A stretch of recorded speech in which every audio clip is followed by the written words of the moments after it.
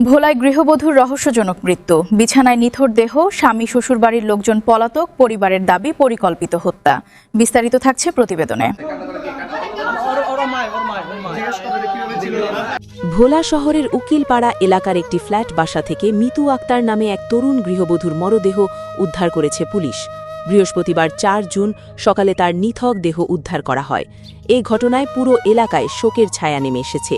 নিহতের পরিবারের অভিযোগ, দীর্ঘদিনের নির্যাতনের এক পর্যায়ে পরিকল্পিতভাবে মিতুকে হত্যা করা হয়েছে। নিহত মিতু আক্তার ভোলা জেলার দৌলত খান উপজেলার দক্ষিণ জয়নগর ইউনিয়নের ৯ নম্বর ওয়ার্ডের বাসিন্দা বশির আহমেদের মেয়ে।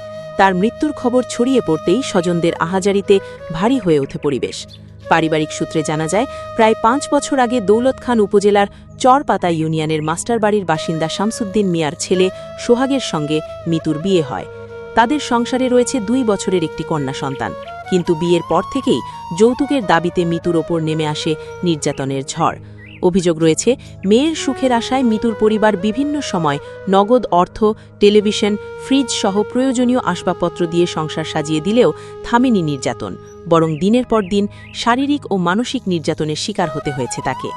পরিবারের সদস্যরা জানান, মিতুর উপর চলমান নির্যাতন নিয়ে ২ পরিবারের মধ্যে একাধিকবার সালিশ বৈঠক হয়েছে।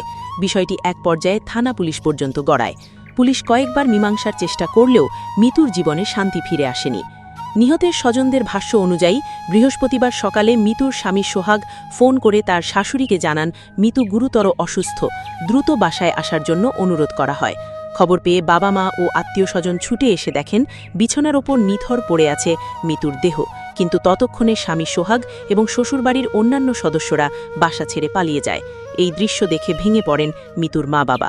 কান্নাজড়িত কণ্ঠে তারা বলেন, আমাদের মেয়েকে নির্যাতন করে হত্যা করা হয়েছে, আমরা এই হত্যার বিচার চাই। নিহতের পরিবারের দাবি, এটি কোনো স্বাভাবিক মৃত্যু নয়, বরং সুপরিকল্পিত হত্যাকাণ্ড। তারা ঘটনার সঙ্গে জড়িত স্বামী সোহাগ এবং তার পরিবারের সদস্যদের দ্রুত গ্রেফতার করে দৃষ্টান্তমূলক শাস্তির দাবি জানিয়েছেন। ঘটনার সত্যতা নিশ্চিত করে ভোলা সদর মডেল থানার পরিদর্শক তদন্ত মোহাম্মদ জিয়াউদ্দিন জানান, খবর পেয়ে পুলিশ ঘটনাস্থল থেকে মরদেহ উদ্ধার করে ময়নাতদন্তের জন্য ভোলা সদর হাসপাতাল মর্গে পাঠিয়েছেন। তিনি বলেন, ময়নাতদন্তের রিপোর্ট হাতে পাওয়ার পর নিশ্চিতভাবে বলা যাবে এটি হত্যা নাকি আত্মহত্যা। তদন্ত সাপেক্ষে প্রয়োজনীয় আইনগত ব্যবস্থা গ্রহণ করা হবে। একটি ছোট্ট শিশুকে মাতৃহারা করে একটি পরিবারের স্বপ্ন ভেঙে দিয়ে মিতুর এই রহস্যজনক মৃত্যু এখন ভোলা জুড়ে আলোচনার বিষয়।